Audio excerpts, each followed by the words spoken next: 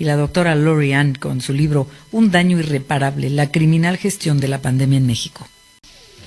Ha causado mucho revuelo. La doctora, ya hemos platicado aquí con ella sobre el tema del COVID, es jefa del Laboratorio de Genética Molecular en la UNAM, doctora en Ciencias Médicas por la Universidad de Harvard, y acaba de publicar la semana pasada su libro Un daño irreparable, la criminal gestión de la pandemia en México. Y hoy leía la columna de Héctor de Mauleón, me encanta leerlo, hace mucho no platicamos aquí con él, anda en otros rumbos, otros medios, pero lo hemos buscado cuando publica sus libros. Y hoy empieza su columna a propósito de las críticas tan fuertes que ha recibido la doctora, menos las críticas fuertes que los aplausos por este libro. Con ella no tardamos en conversar, porque empieza Héctor de Mauleón diciendo: a veces son muy raros, no les preocupa que un agrónomo dirija Pemex, pero les escandaliza que una científica doctorada en Harvard escriba un libro, porque la han estado linchando por este libro. Entonces, a la doctora, y cómo no, dice con todas sus letras, por si no han visto el libro, tuve oportunidad de leerlo el fin de semana, de principio a fin, como dice Héctor de Mauleón, lo leí de corridito, pues una servidora también. No, mejor la escuchamos al rato a la doctora, con todas sus letras, números, y saben que es bien importante que reubica la doctora. A veces en el aturdimiento informativo van quedando cosas importantes rezagadas, y aquí están más que claras y textuales todas las contradicciones del doctor López-Gatell y cómo efectivamente nos tiene en esta situación, una de las peores del manejo de la pandemia en el mundo. Bueno, entre muchas cosas, lo que me gustó del libro de la doctora, con quien vamos a conversar ahora, la doctora Lori Ann Jiménez Fibe, o ahora me va a corregir cómo se pronuncia su apellido, es compuesto, jefa del Laboratorio de Genética Molecular de la UNAM, doctora en Ciencias Médicas por la Universidad de Harvard. Bueno, entre muchas cosas, me gustó que hace un recuento de la aparición, de los orígenes, y hace un recorrido por los continentes, cómo han respondido los gobiernos, y queda clarísimo que los países que reaccionaron pronto y cerraron sus fronteras tienen menos contagios, menos muertes. Queda clarísimo que en México se perdió un tiempo de oro cuando ya sabíamos que ya venía, y hasta que ya estaban los primeros casos, vamos a buscar ventiladores, vamos a comprar cubrebocas, cuando 3 meses antes sabíamos que ahí venía. Pero en fin, que mejor sea la doctora Lori Ann. ¿Cómo le va, doctora? Buenas tardes. ¿Qué tal? Muy buenas tardes, Adriana. Muchas gracias por la invitación. Al contrario, doctora, no recuerdo cómo se pronuncia su segundo apellido, el que va compuesto con Jiménez. Perdón. Es Faibi. Faibi. Sí. Perdón, doctora No. Lori Ann Jiménez Faibi. Así es. A ver, doctora, pues comentaba, ya habrá leído la columna de Héctor de Mauleón. ¿Ya la Sí, leyó? claro. Y que sí, que de veras, qué curiosos, ¿no? Cómo se escandalizan por el libro, buscan dónde escarbar para molestar, etcétera. Pero qué bueno que hizo usted esto, porque en el mismo libro usted dice que está sorprendida de que no ha habido una reacción de todo el gremio como debiera esperarse ante lo mal que se están manejando las cosas. Le escuchamos, doctora, por favor. Sí, claro que sí. Pues bueno, sí, no ha habido... En este momento sí, hay muchas voces que están ya pues haciéndose escuchar, y mucha gente que está dando opinión por parte del gremio médico, científico, etcétera, ¿no? Pero al inicio de la pandemia, para mí era el tiempo de hacerlo, no el tiempo correcto, porque hoy sumamos 149,614 defunciones oficiales. Si consideramos el exceso de mortalidad, pues México está en 375,000, ¿no?, defunciones, dejándonos en el segundo lugar de mayor cantidad de muertes, ¿no? Es una pérdida, un dolor que carga nuestra nación, que vamos a llevar por siempre. Este episodio tan dramático que se está viviendo va a marcar a nuestro país por siempre, ¿no? Entonces, pues sí, al inicio, cuando llevábamos, tal vez habían fallecido 100 o 200 personas, que no es poco, desde luego. O sea, hay países como Vietnam que no suman ni siquiera 40, ¿verdad? Como países como Taiwán que no suman ni 10 muertos por COVID-19. Pudimos ser ese ejemplo, pudimos haber sido ese gran ejemplo del país que lo hizo bien, porque se nos sirvió la posibilidad en una bandeja ya no de plata, ¿verdad?, sino de oro, en donde tuvimos el tiempo y además el aprendizaje de lo que se había hecho bien, de lo que se había hecho mal, y pudimos haber sido ejemplo. En cambio, pues bueno, no, ¿verdad? Lo que hemos sido es un ejemplo de cómo las cosas no deben hacerse. Sí, y esto ha sido a costa de la vida y el sufrimiento de muchísima gente, o sea, centenas de miles de personas. Sí. Entonces, pues sí. ¿Cree usted que pudiera ser el Waterloo del doctor López-Gatell, que pues como hemos visto, a pesar de las críticas, el presidente López Obrador lo sigue empoderando y le da más poder, y ahora la COFEPRIS, y ahora la CONADIC, y ahora, o sea, y digo, ¿y dónde está el secretario de Salud en todo esto? ¿Por qué lo siente? ¿Qué opina usted de ese empoderamiento a López-Gatell y esa oscuridad en la que está el secretario de Salud en la pandemia? Pues es una actitud que parece prácticamente inexplicable, ¿verdad? Es completamente inexplicable. Tenemos un secretario de Salud que es un fantasma virtualmente, ¿no? O sea, es un fantasma. De repente hace alguna aparición, hace otra, pero es evidente que él no está tomando ninguna decisión importante, ¿no? Se le han dejado las decisiones importantes a una sola persona. Si queda algún aprendizaje de toda esta tragedia que se está viviendo, es esa, ¿no? Basta de darle estas posiciones de ultrapoder, de poder supremo a un solo individuo, ¿no? Cuando que no está es haciendo la vida, las cosas bien. Sí, no, y que no hace las cosas bien. Bueno, sí, no es para colmo, pero no tendría esa libertad de hacerlas tan mal si no dependieran de él, no dependiera solo de él todas las decisiones, sino que esto se tendría que hacer. Tenemos un Consejo General de Salubridad. ¿En dónde están?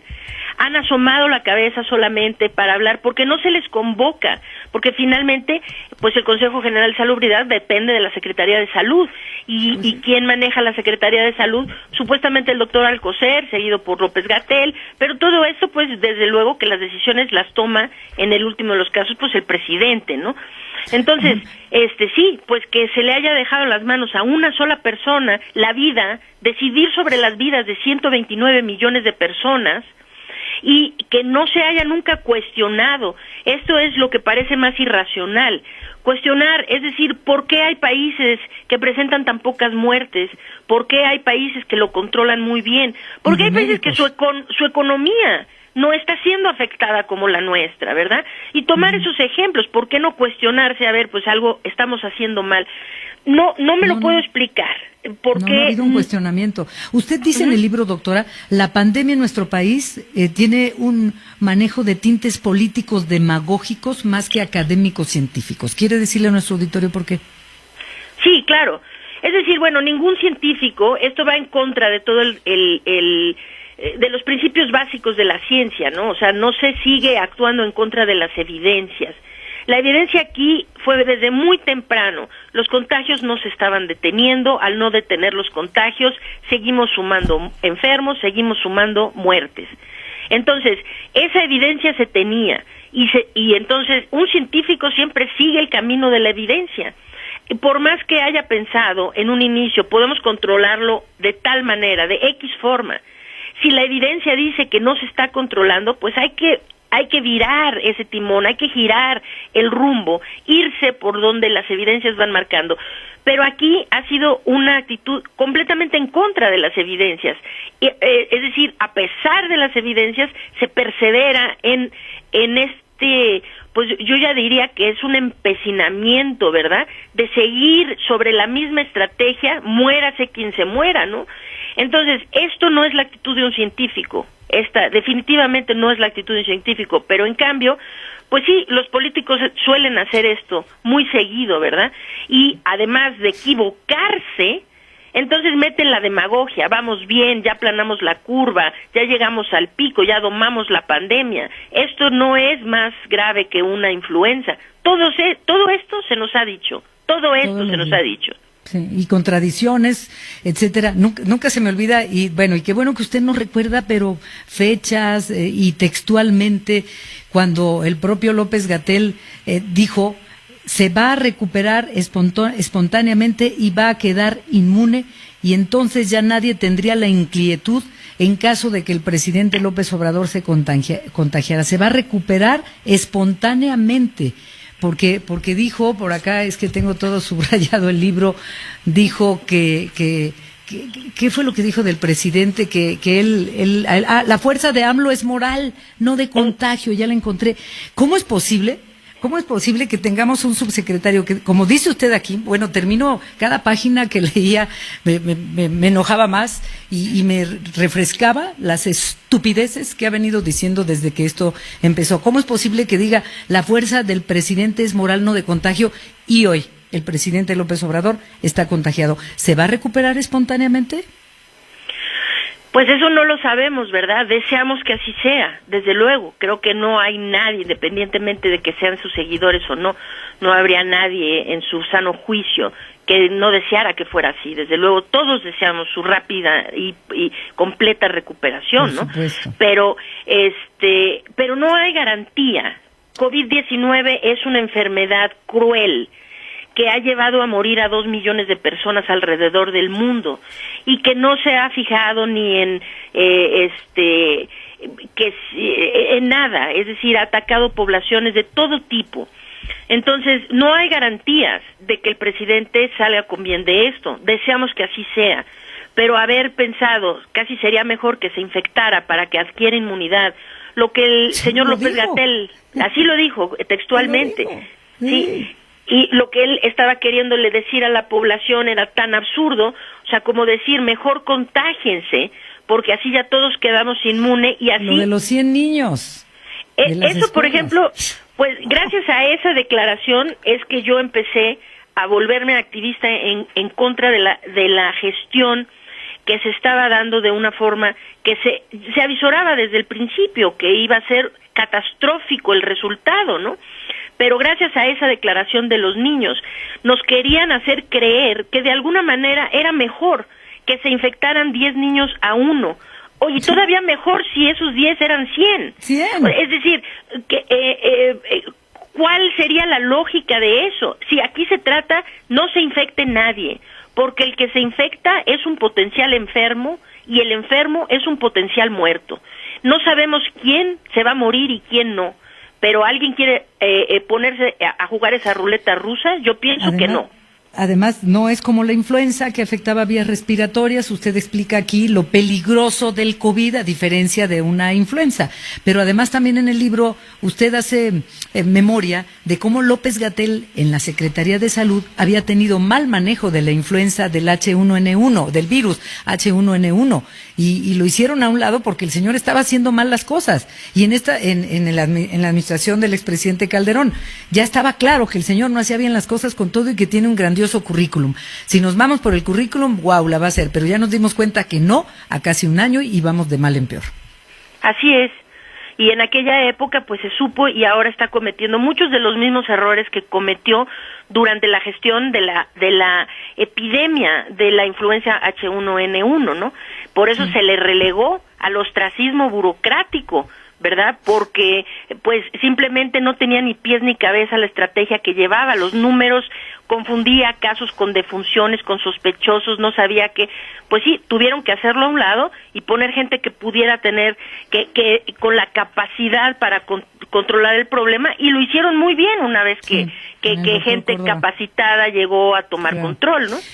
Doctora, yo creo que tenemos que volver a platicar, porque el libro de principio a fin no tiene pierde, y solamente le hago, bueno, primero, hay que hablar después de su fundación, Salvemos con Ciencia, pero ya tenemos que hacer una pausa. Pero, por último, usted dice que el rumbo se tiene que rectificar, sin duda se tiene que rectificar. ¿Habrá esperanzas y pudiera ser el Waterloo el que el presidente López Obrador tenga COVID, Waterloo para López-Gatell? No lo sé, es que aquí las posibilidades son dos, ¿verdad? Tenemos nuevamente 2 ejemplos de presidentes similares en esta misma tendencia populista, que son Boris Johnson, desde luego, y Donald Trump.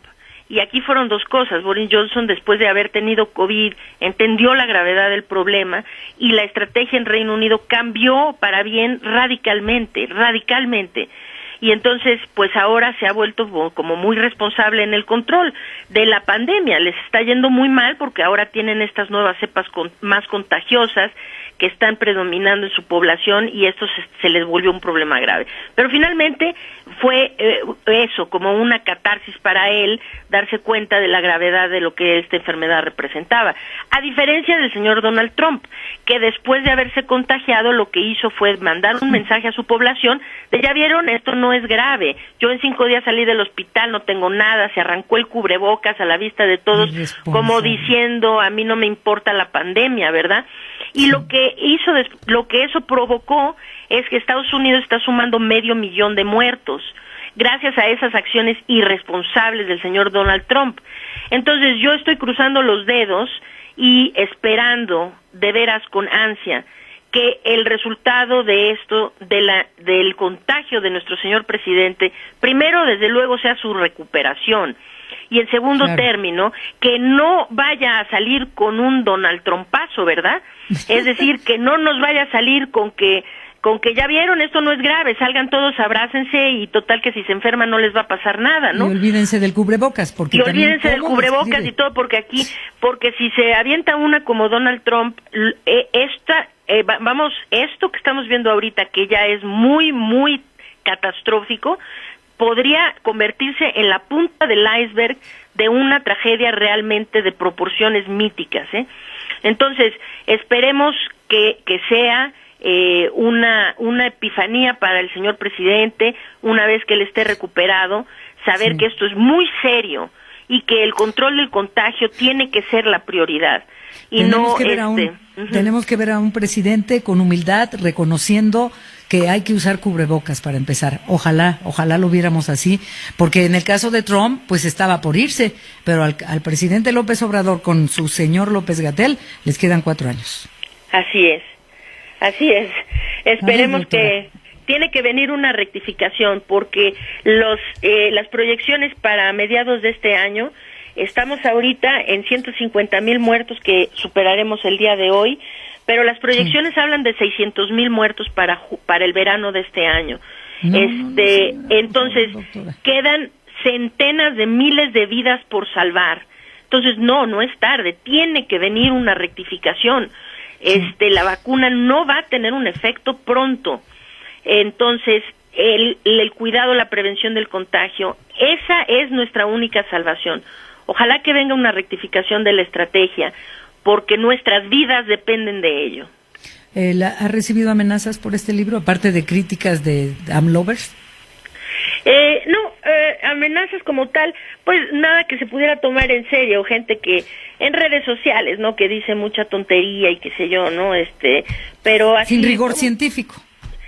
Sin rigor de ningún tipo, ¿no? O sea, que son muy muy groseros, ¿no? Y les gusta decir, nunca me habían insultado con un repertorio tan florido, realmente cosas que nunca hubiera imaginado. No, pero bueno, aquí los actores no somos los importantes. No soy yo, no es López-Gatell, porque nosotros vamos y venimos. Aquí lo que sucede, aquí lo importante es las acciones que se están tomando y cómo eso está repercutiendo sobre nuestro país. Sí. Entonces yo me aguanto los insultos, no pasa nada. Yo creo que alzar la voz era mi compromiso, tanto personal como profesional, como miembro de la comunidad científica y académica de este país, pues se tenía que alzar la voz, y muy fuerte, y no no quedarse cruzados de brazos viendo que la gente se muriera, ¿verdad? Doctora, le agradecemos mucho esta sacudida, literalmente, que nos está dando con el libro Un daño irreparable, la criminal gestión de la pandemia en México, de la doctora Lori Ann Jiménez Faibe, jefa del Laboratorio de Genética Molecular de la UNAM y doctora en Ciencias Médicas por la Universidad de Harvard. Como siempre, muchas gracias, y volvemos a platicar, y de su fundación que nació también a raíz de esto. Doctora, un abrazo, muchísimas gracias. Al contrario, muchísimas gracias a ti, un placer estar en el programa. Al contrario, gracias, de nuevo, gracias. Vamos a una pausa.